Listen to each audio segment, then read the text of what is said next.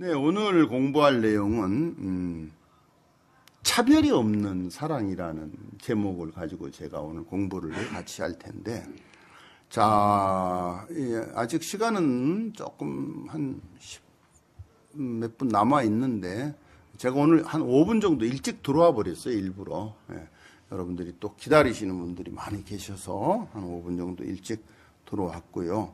자, 그럼 지금부터 차별이 없는 사랑이라는 주제로 공부를 합니다. 예, 합장하시고 간단하니까 아까 같이 그렇게 큰 소리로 한번 따라해 주시기 바랍니다. 자, 합장하시고요. 차별 없는 사랑. 자비의 물로 중생을 이롭게 하면 지혜의 꽃과 열매를 맺게 된다. 살아있는 모든 것은 다 행복하라. 태평하라. 안락하라. 어떠한 생물일지라도 겁에 떨거나 강하고 굳세거나 그리고 긴 것이건 큰 것이건 중간치건 짧고 가는 것이건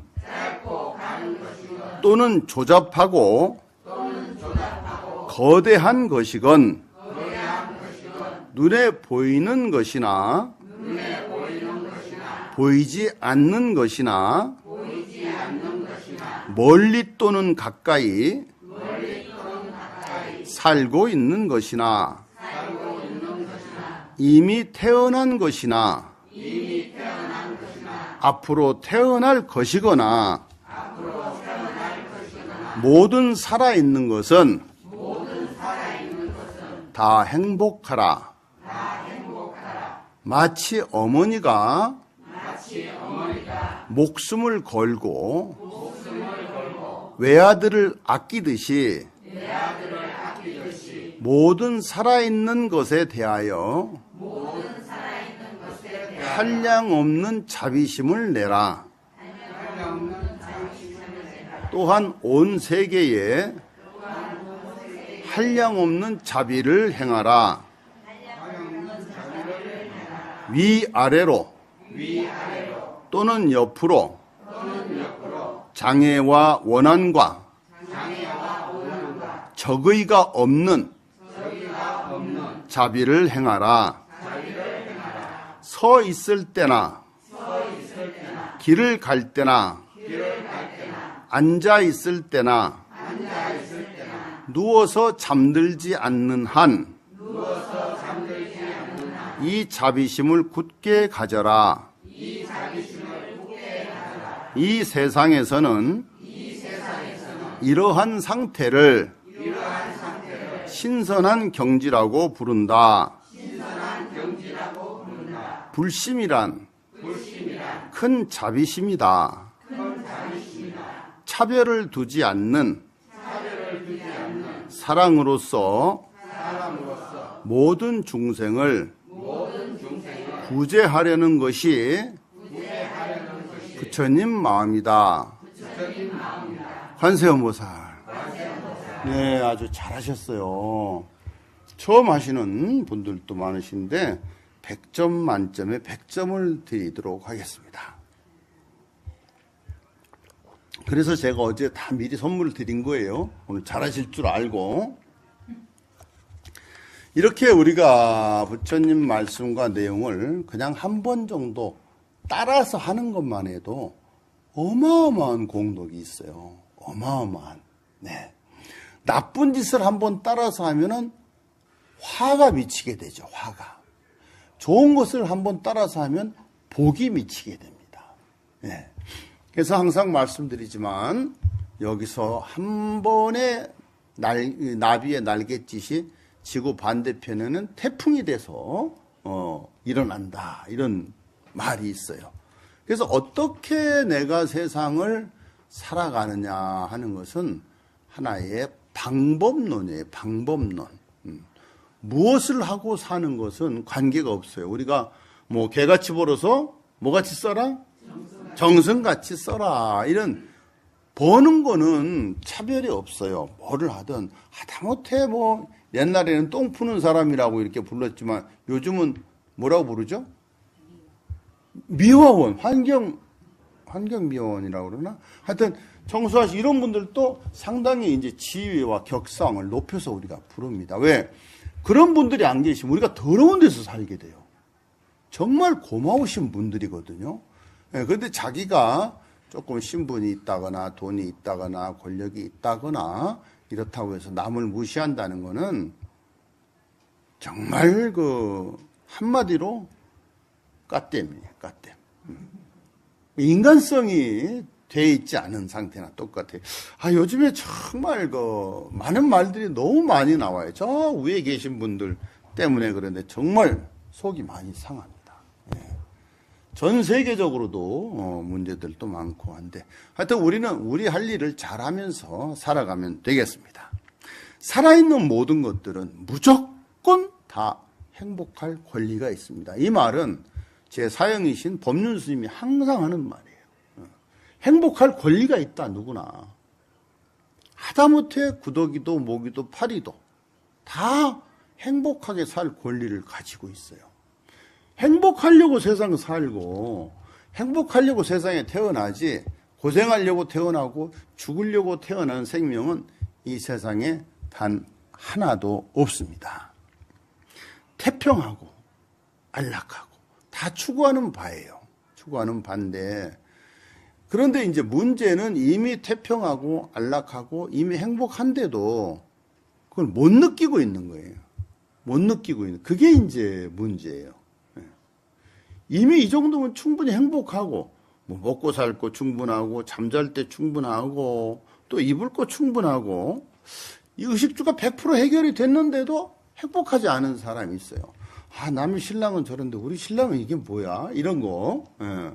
그건 옆집 누군 집 아들은 학교에서 그래도 한 10등 안 되는데 우리 애는 꼴찌에서 뱅뱅 돌고 그래도 학교 안 다니고 비행 청소년 저지르고 집 나가서 속썩이는 아이보다는 100번 1000번 낫잖아요. 이렇게 비교를 해야 되는데 좋은 쪽으로 자꾸 비교를 하다 보니까 아이에 대해서 반감도 생기고 너는 어째 그 모양이냐 누구 닮아서 그러냐 누구 닮았겠어요? 자기 닮지 누구를 닮았겠어. 다 엄마 아빠 닮지. 어떠한 생명이라도 겁을 주거나 그래서 이제 부처님께서는 살생을 하지 마라. 살아있는 생명을 죽이지 마라. 그 생명에게 올가미를 씌우거나 덫을 이렇게 놔가지고 발목을 이렇게 그 쇠꼬챙이로 붙잡고 있거나 낚시로 해서 바늘을 입에다가 껴가지고 잡아다니면 여러분들은 아마 입에다가 쇠꼬챙이를 껴가지고 잡아다니면 그 기분이 어떻겠습니까? 생명은 똑같아요. 우리가 윤회론으로 볼 때는 물고기로도 태어날 수도 있고 꽃으로도 태어날 수도 있고 나무로도 태어날 수도 있고 이래요. 그러니까 그것이 꽃이고 나무고 물고기고 파리가 아니라 우리하고 똑같은 본질이다. 이것을 항상 인식해야 돼요. 그래서 함부로 생명을 해치지 못하게 하는 거는 자칫하면은 아버지 어머니를 또 해치게 되는 경우가 생길 수도 있어요. 네. 사람이 항상 맑고 밝게 살아가면 에너지가 맑고 밝아서 다음 세상도 맑고 밝은 곳으로 가게 돼 있어요. 근데 죽을 때 무섭고 괴롭고 두렵고 죽기 싫고 또 이렇게 발버둥 치고 하면은 에너지가 작아져서 작은 에너지는 작은 생명체로밖에 태어날 수가 없기 때문에 그게 문제가 되는 거예요. 그래서 우리가 사는 것도 중요한데 죽는 그 공부가 가장 중요합니다. 사람들이 늘 그렇잖아요. 늘 이렇게 이것도 하고 저것도 하고 뭐 밥 먹을 땐 또 밥 먹을 준비하고 설거지하고 뭐 옷도 입고 어디 가려면 또 준비하고 이것저것 준비들 다 잘하고 사는데 살아가는 준비는 잘하는데 자기 죽을 준비를 안 하고 있는 거예요. 자기는 안 죽을 것 같아. 웰빙을 잘할 게 아니라 웰빙도 물론 잘해야 되지만 웰다잉도 잘해야 된다 이겁니다. 그래서 눈에 보이는 것이나 보이지 않는 것이나 멀리 있는 것이나 가까이 있는 것이나 이미 태어난 것이나 앞으로 태어날 것이나 모든 살아있는 것은 무조건 다 행복할 권리가 있다. 이 수타니 바타에서 나오는 경에 나오는 대목이거든요. 부처님 경은 너무나 넓고 방대해서 이로 헤아릴 수조차도 없이 많습니다. 그러니까 부처님의 경을 다 이해하고 공부를 하려는 것은 어불성설이에요.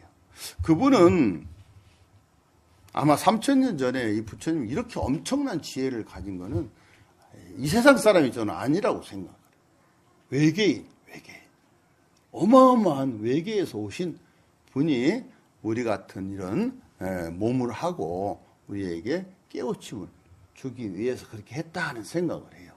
도저히 지금의 어떤 상식으로도 납득이 안 가는 그런 기행과 그런 말씀들과 그런 공부를 우리에게 시켜줬기 때문에 저도 그렇게 생각해요. 저는 조금 덜 떨어진 곳에서 온 외계인 같아요. 저도 이 지구에만 사람이 산다고 이렇게 믿는 사람은 아니거든요. 이 많은 우주에서 수천억만 개의 우주에서 딱 지구에만 사람이 생명이 살 수가 있겠습니까? 근데 서로 이제 너무 멀리 막 수백광년, 수천광년이 떨어져 있으니까 이렇게 교류를 못하고 있는 거겠죠. 천년화님과 드론미경님 또 이렇게 와주셨네요. 반갑습니다. 모든 중생을, 이 부처님 마음이고 성인의 마음이에요. 성인들 마음은 누구는 이쁘고 누구는 미운 게 없어요. 우리 아들은 이쁜데 우리 신랑은 도대체 안 이뻐. 이건 이제 중생 마음이에요. 중생. 중생이니까 중생 마음 드는 건 당연하죠. 그렇게 서로 좋아서 이렇게 결혼도 하고 했으면서도 그게 잘 안 되는 것 같아요. 그래서 사람은 평소에 어떻게 사람을 대하느냐가 중요해요. 늘 말씀드리지만 평소에 내가 너무 잘해주는 것이 문제가 됩니다. 잘해줬기 때문에 자기도 모르게 그만 100번을 잘해줬으면 그래도 나한테 한 10번이라도 잘해줬으면 하는 바람이 생겨요. 그걸 보고 기대치라고 그래요. 기대치. 그래서 이제 문제가 생기는데 항상 제가 말씀드리죠. 자식한테 아들한테 하듯이 신랑한테 해라. 딸한테 하듯이 신랑한테 해라. 딸한테 해줄 때는 뭐 바라는 마음, 아들한테 할 때는 바라는 마음 별로 없잖아요. 그렇게 대해야 되는데 돈까지 벌어오고 살림까지 해주는데도 왜 서로 그렇게 반목을 하는지 그거에 대해서는 우리가 조금 지혜가 모자라서 그렇지 않나 하는 생각을 해봅니다. 그래서 모든 것들을 섬기고 공양하는 것을 내가 마치 부모님한테 하듯이 자식한테 하듯이 이렇게 마음을 바꾸라는 뜻이에요. 부처님께서. 그렇게 하면은 병든 사람한테는 의사가 되어주고 병을 고치라는 게 아니고 가서 병 간호도 해주고 먹을 것도 좀 챙겨주고 또 이렇게 자리도 좀 이렇게 치워주고 병이 난 사람은 의사가 고칠 수 있는 한계가 30% 정도 된답니다. 나머지는 자기 마음에서 고쳐야 돼요. 그러니까 그 사람의 마음이 편하고 평화롭고 즐겁게 해주면 병이 빨리 낫는다는 거예요. 우리나라가 지금 그 산모 도우미나 뭐 환자들 이렇게 도우미들 많이 하고 있는데 그건 정말 잘하는 것 같아요. 정부에서. 네. 그래서 병이 난 사람에게는 가서 의사 같은 역할을 해주고 길을 잊어가지고 헤매는 사람한테는 길을 가르쳐주고 길을 모르면 헤매게 되고 가다 죽을 수도 있고 맹수를 만날 수도 있고 도적을 만날 수도 있다 이 말이에요. 어두운 밤에는 또한 등불이 되어서 그 사람을 좀 안내도 좀 해주고 가난한 사람에게는 또 이렇게 조금 가진 거 좀 나누어 줄 수도 있잖아요. 지금 세상에는 나누어 줄 게 없는 사람은 단 한 명도 없어요. 가끔 스님 제가 요번에 이렇게 이만 일을 하는데 요것만 잘 되면 스님 제가 보시를 많이 하겠습니다. 뭐 법당을 지켰습니다. 그런 분은 거의 안 하셔요. 왜? 마음만 있지 행동이 안 따라와요. 하고 싶으면 바로 지금 해야 돼요. 지금 현재 있는 상태에서. 재물이 하나도 없어도 할 수 있는 게 셀 수도 없을 만큼 많습니다. 마음으로도 하고 얼굴로도 하고 웃는 얼굴로도 하고 생각으로도 하고 몸짓으로도 하고 스킨십으로도 할 수가 있고 할 수 있는 일이 너무 많아요. 네.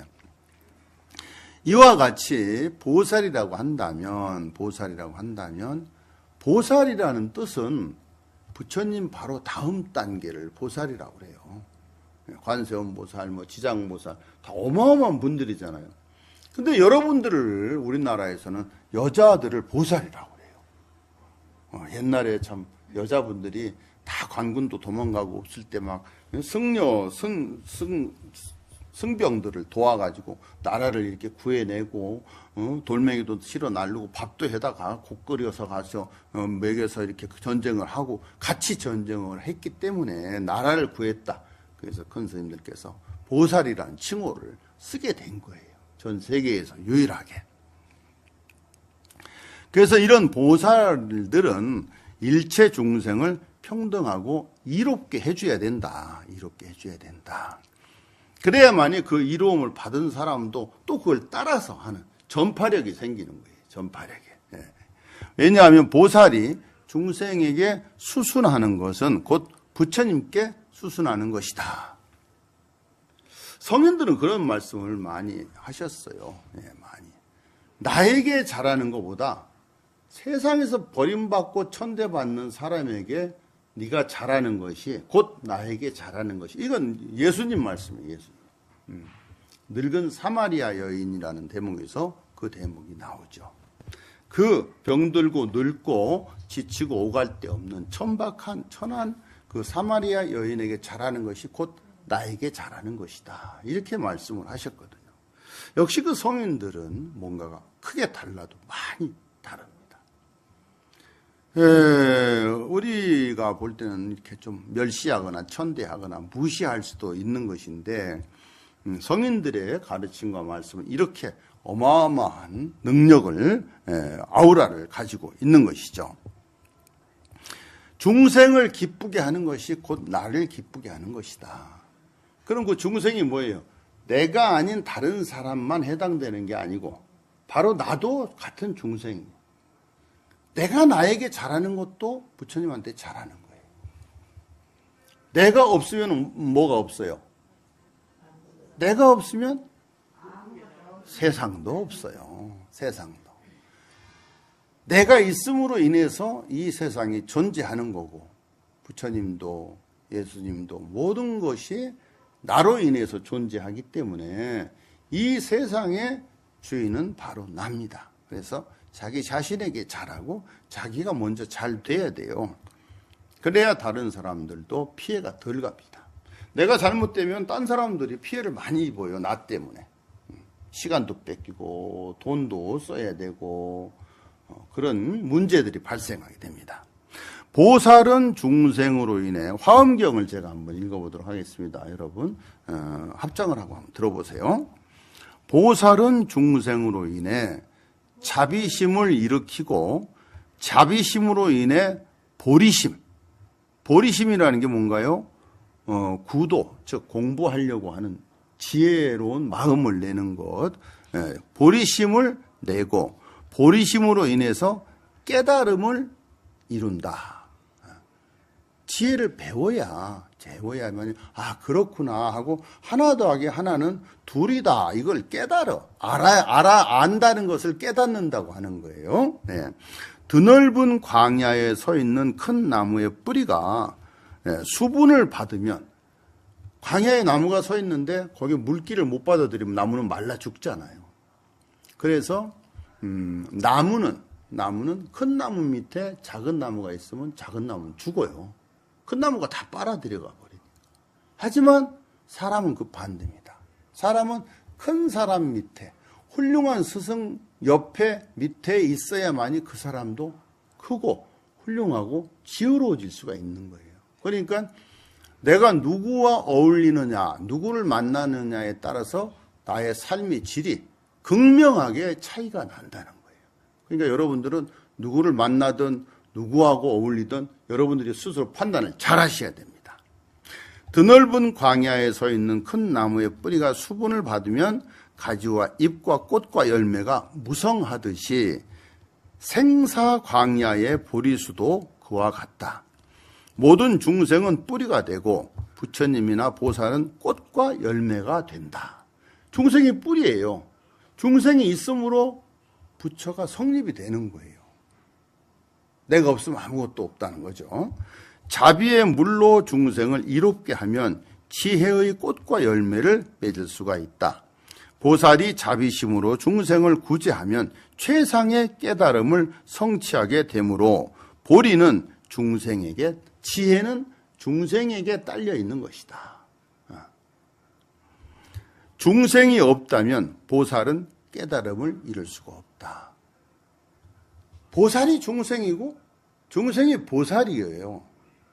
보살과 중생, 또 부처와 중생, 이렇게 따로따로 이렇게 분리되어 있는 게 아니고, 자, 예를 들어서 보면 이게 제 뒤에 보면은 부처님들이 계시죠.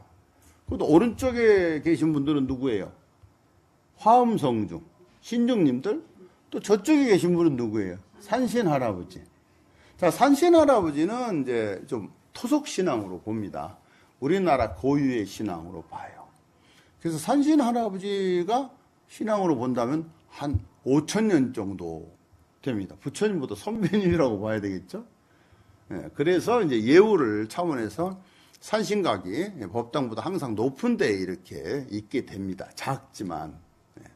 그리고 여기 화엄성중님들은 누구라고 생각해요? 화엄성중.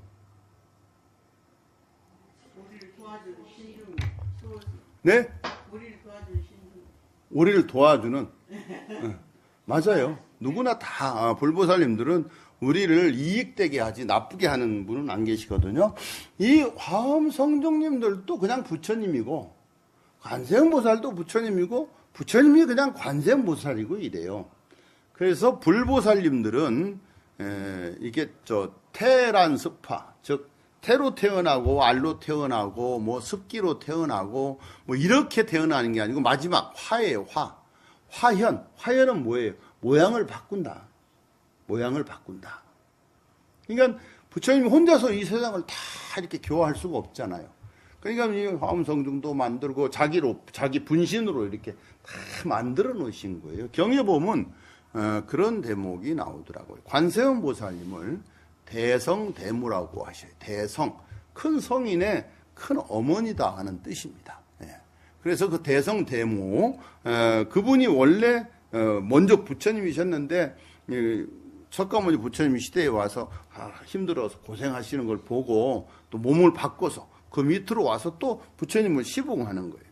우리가 이렇게 큰 스님들 어떤 때 보면은 정말 상상도 할 수 없을 정도로 크신 이런 선지식이신데 이제 갓 그 입문해가지고 파르라니 머리 깎고 공부하는 그 아이들 동성들 그런 애기 스님들을 시봉하고 신발도 닦아주고 밥도 지어서 먹이고 하는 걸 볼 수가 있어요. 그것이 바로 부처님의 모습이거든요. 자, 쉬운 예로 대만 같은 나라를 가보면 공성대회라는 게 있어요. 공성대회. 전 세계 스님들이 와서 이제 보살계를 받는, 또 구족계를 받는 그런 이제 행사들이 있는데, 우리나라에서는 조금 그게 힘든 일들이 제가 본 적이 있어요. 수십 년 전에. 정말 어느 이렇게 분들을 보면 연세가 한 7, 80은 되신 것 같은데 새파란 스님들이 공부하는 데를 오셔가지고 행자복을 입고 공부를 같이 하시더라고요. 그래서 이제 우리 팀들이 물어봤었어요. 저 스님은 연세가 많으신데도 인재 출가를 하셨나 보다 이렇게 물어보니까 그게 아니고 정말 어마어마하게 큰 스님이세요. 제 방에 대선사신데 자기 마음을 내려놓고 초발심으로 돌아와서 또 그 공부를 하시는 거예요. 정말 훌륭하지 않습니까? 네. 그러기가 쉽지가 않거든요. 요즘에 보면은 호텔 경영자들이나 그룹 회장들이 가끔 봐요. 그 자기가 거기를 이제 퇴직을 하고 이제 회장을 그만뒀어요. 근데 자기 호텔 레스토랑에 가서 이렇게 행거치프를 두르고 서빙을 하는 분들이 있어요. 서빙을 하는. 정말 그런 분들이 부처님 반열에 오르지 않았나. 또 선진국 같은 경우 봐도 그런 거는 가끔 자주 봅니다. 대통령을 했었어요. 대통령. 했었는데 그만두고 나서는 이제 크게 할 일도 없고 하니까 저 산간 벽지에 들어가서 교사 노릇 같은 걸 합니다. 교장 선생님이 학교를 퇴직하고 나서 그 학교에 옛날 말로 하면은 소사, 급사 같은 거 있죠. 청소나 하는 그런 일을 합니다. 네. 제가 부러운 거는 그런 모습이 부럽고 또 선진국 같은 경우 이렇게 자기 자식이 공부를 많이 해서 박사학위를 따고 크게 이제 훌륭한 성공을 했습니다. 우리나라는 돈과 명예와 권력을 얻으면 성공이라고 생각을 해요. 그런데 조금 그쪽에는 다르더라고요. 그래서 이제 박사학위를 따고 했으니까 동네에서는 뭐 잔치도 해주고 축하도 많이 하죠. 근데 그 아버지가 예를 들어서 환경미화원이다. 아니면 이발사다. 그럼 박사학위를 딴 아들이 가업을 이어요. 환경미화원 아버지 뒤를 이어서 한다거나 이발사 직종을 한다거나. 그러니까 정말 그 부러운 대목이 아닌가 하는 그런 생각을 해봅니다. 초기 불교, 그러니까 처음 불교가 생성됐을 때의 초기 불교 교단에서는 주로 자기 형성, 그걸 이제 지금도 남방불교라고 하죠. 동남아 쪽을 가면 소승불교라는 말이 있어요. 소승. 소승이라는 건 뭐예요? 작다는 거예요. 작을 소잖아요. 우리나라나 중국이나 이런 데는 뭐라고 그래요? 대승불교. 대승, 크다는 뜻이에요. 소승불교는 남을 관여 별로 안 해요.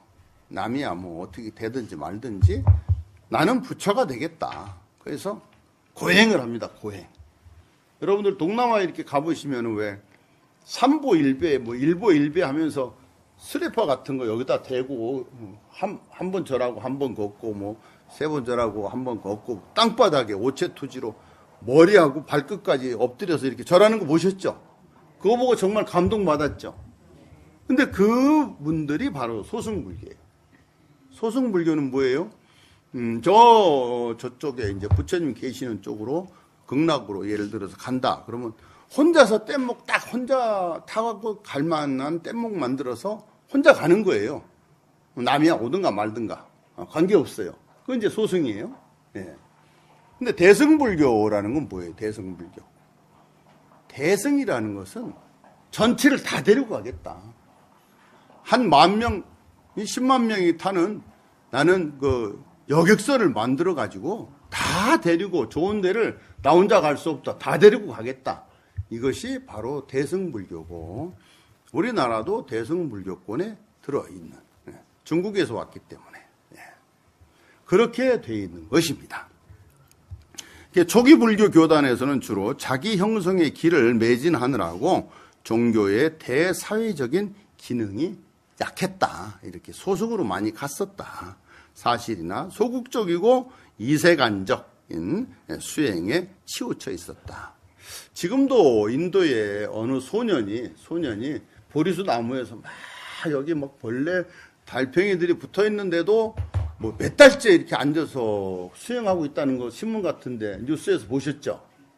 그런 예가 많아요. 왜냐하면 그쪽은 거의 소승불교를 지향하기 때문에 그런 현상들이 많이 일어납니다.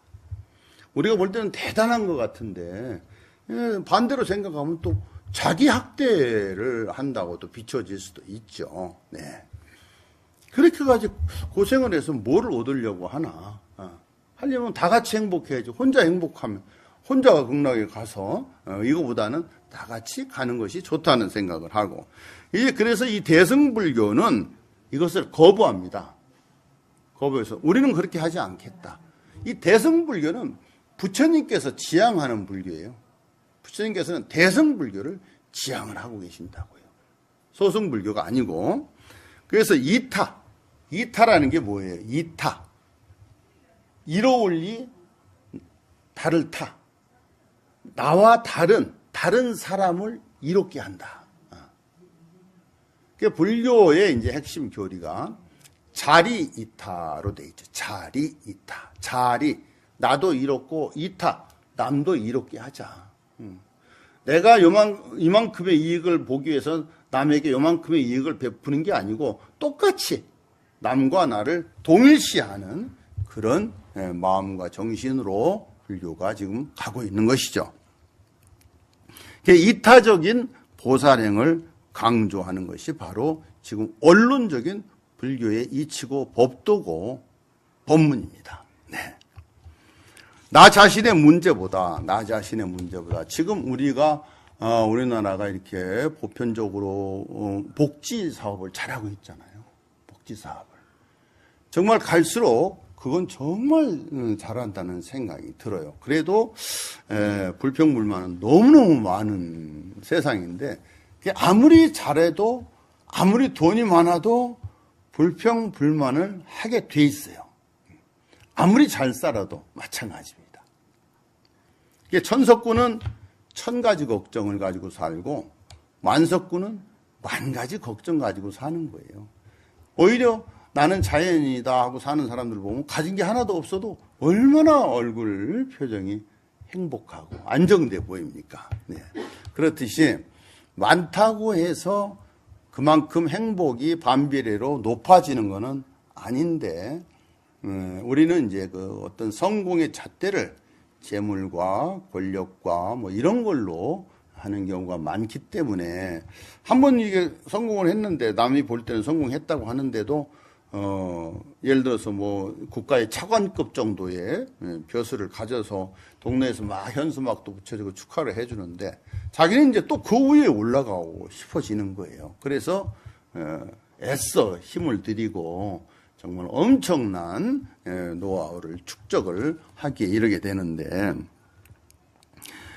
뭐든지 내가 내 자신에게 이렇게 충분하게 행복감을 주고 만족감을 주는 사람이 아마 가장 잘 사는 사람이 아닌가 이런 생각을 합니다.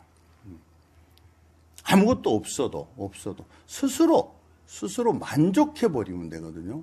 만족한 사람은 행복해요. 근데 뭐 1000억, 뭐 100억이 있어도 만족하지 못하고 자꾸 더 이상 더 하기 위해서 애를 쓰다 보면 스트레스가 생기고 병도 생기고 몸도 마음대로 움직여지지 않고 또 빨리 늙어버리게 되죠. 네.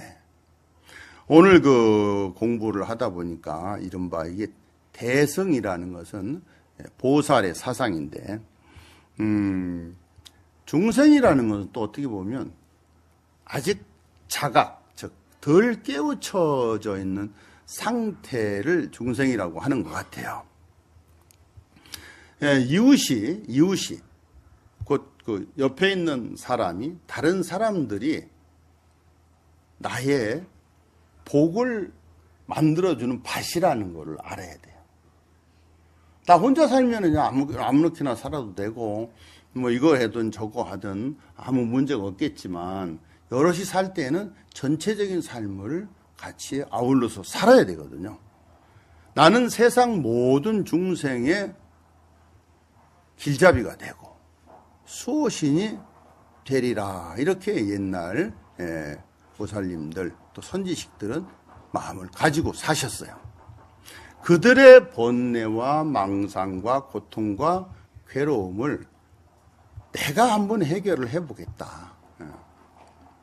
근데 자칫하면 자기 자신의 번뇌, 망상, 고통, 괴로움도 해결을 못 해버리는 경우가 많거든요. 보살이라는 것은 평등한 마음으로 자기가 가진 마음과 지식과 물건이나 이런 것들을 경에는 그렇게 돼 있어요. 남김없이 남기지 말고 다 이렇게 분배를 해라. 널리 베풀어라 그러는데 경대로 그렇게 살 수는 없겠죠. 어느 정도 남겨야 나도 먹고 살지. 그렇지만 바라는 바 없이 내가 이렇게 하면 저 사람이 나를 이렇게 해주지 않을까 이런 마음이 없이 베푸는 것은 사람도 좋아하지만 부처님이야 불보살님 천신들이 정말 좋아하는 겁니다. 예, 정말 좋아하는 겁니다. 바라는 바 없이 베푸는 것. 베풀고 나서 내가 괜히 했나? 저 사람은 나한테 한 번도 안 했는데 내가 왜 했지? 이렇게 뉘우치거나 아까워하거나 또 어떤 대가를 바라거나 명예를 구하거나 대부분 우리가 이렇게 뇌물을 줄 때 어때요? 그 사람이 좋아서 그냥 주고 마는 사람은 한 명도 없어요. 내가 정부에 한 100억을 냈어요. 그러면 뭐 한 1000억을 벌 생각을 하고 내는 것 같거든요. 얼마 전에 카카오 회사에 그 사람 이름이 유명한 사람이 젊은 사람이던데 대표가 정부에다가 5조를 희사를 했어요. 5조. 카카오 대표 이름이 뭐죠? 네? 나 알았었는데 어제까지도. 그럼 5조를 이렇게 기부를 했는데 그 사람은 머리가 굉장히 똑똑한 사람. 다치지도 않고 그 몇 배의 이상 덕을 보게 돼 있어요. 가만히 있어도 아니 5조씩이나 받았는데 그 몰라라 하고 내팽개 줄 사람은 세상에 없거든요. 예. 보시도 마찬가지입니다. 보시도. 예. 내가 보시를 하는 것을 가지고 절에서 스님들도 먹고 살고 또 스님들이 여러 단계에서 또 베풀기도 하고 이 사람 저 사람에게 그 혜택이 가잖아요. 예. 근데 어떤 사람은 내가 이렇게 보시를 했는데 저 스님이 도대체 그 돈을 어디다 썼을까? 이런 생각하려면 안 하는 게 낫다 이 말이에요. 뭐하러 돈 보시하고 자기 괴롭히고 신경 쓰고 스트레스 받고 이런 짓은 차라리 안 하는 게 낫다. 그리고 아까 아마 여기 오늘 열 몇 분이 어제 여기서 주무시는데 조금 의아하신 분들이 계실 거예요. 왜냐하면 제가 예부를 할 때 축원을 할 때 이렇게 누구누구 읽어주잖아요. 주소, 이름 이런 거 읽어주는 거 여러분도 아시죠? 축원해 주는 거. 개인 축원하죠. 근데 무상사는 개인 축원이 없습니다. 네. 왜냐? 제가 그런 얘기를 해요. 스님 왜 개인 축원을 제 건 안 하시고 이렇게 개인 축원을 하면 혹시 빼먹었을 때 문제가 생겨요. 문제가 공평하지가 못해요. 그리고 개인 축원하는 시간에 전체 축원을 더 많이 할 수가 있어요. 기도를 더 많이 할 수가 있어요. 그리고 잘 생각해 보세요. 중요한 대목이에요. 내가 강보현이라는 신도 이름을 주소 이름을 안 불렀으면 부처님이 그 안 불러서 강보현을 잊어먹을까요? 아니면 기억을 할까요? 오히려 더 챙겨줍니다. 더 챙겨줍니다. 네. 우리 스님이 빠뜨렸구나. 그래서 아예 저는 개인 축원을 거의 안 합니다. 특별한 경우 아니면 특별하게 부탁을 했을 때는 몰라도.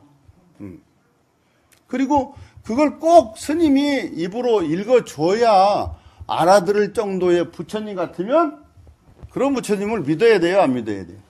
그렇게 능력이 없는 부처님. 무슨 말인지 이해가 가죠? 그래서 어디 가서 다른 절에나 교회를 가셨더라도 저 스님이 저 목사님이 왜 내 이름은 내가 돈을 이렇게 시주를 얼마 했는데도 안 불러주지? 이런 생각을 하면 시주한 거 오히려 더 마이너스가 돼요. 무슨 말인지 아시겠죠? 내가 너를 얼마나 사랑했는데 네가 나한테 어떻게 이럴 수가 있어? 그 말도 안 돼요. 누가 사랑해달라고 한 적 없어요. 지가 좋아서 자기가 좋아서 사랑한 거지. 예. 바로 그런 이치입니다. 그러니까 사랑을 했으면 사랑할 때에 행복했던 그 마음으로 이미 보상은 다 받아버린 거예요. 끝난 거예요. 무슨 말인지 알겠죠? 손해보는 심리 작용하는 거는 소인배들이 하는 거예요. 소인배들. 물론 저도 그게 잘 안 되기는 해요. 그게 뭐 잘 된다고 거짓말을 할 수는 없어요. 그게 뭐 이렇게 잘 되는 사람이 세상에 몇이나 있겠습니까만은 그렇게 되려고 노력은 해야 된다. 그래서 내가 이렇게 하면 상대가 이렇게 하겠지 하는 좀 얄팍한 마음 내지는 몇 푼 안 되는 것 때문에 상대에게 아첨을 하거나 이렇게 잘 보이려고 하거나 이런 것들은 옆에서 다른 사람이 볼 때도 너무너무 내가 한심한 사람이 돼버리는 거예요. 예. 그 사람이 나한테 어떤 대가를 하든 말든 그건 상관없이 내가 하고 싶어서 하는 거는 그걸로 끝나야 돼요. 그러면 큰 복전이 돼서 돌아옵니다. 이익을 바라지 않는 어떤 행위. 다만 나와 내 이웃, 나로 인해서 살아가는 모든 것들이 다 행복했으면 좋겠다. 하다못해 아이가 시험을 봐요. 수능 시험을 보는데 부처님 우리 아들 우리 딸 꼭 합격시켜 주세요. 참 난감할 거예요. 부처님이. 어떻게 다른 애 공부 잘하는 애들이 많은데 얘를 합격을 시켜야 되느냐고. 그 아이를 합격시키려면 다른 집 아이를 하나 떨어뜨려야 얘를 합격시킬 수가 있단 말이에요. 그럼 부처님도 그런 짓을 할 이유가 없지요. 할 수도 없고.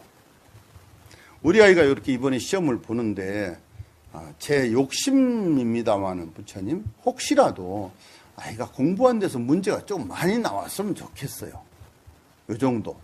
또 우리 아이보다 훨씬 공부 많이 하고 노력한 다른 애가 합격되는 것이 저는 합당하다고 생각합니다. 이런 혹시 너무너무 예뻐서 합격시켜줄지도 몰라. 무슨 말인지 아시겠죠? 예, 기도는 그렇게 하는 거예요. 예.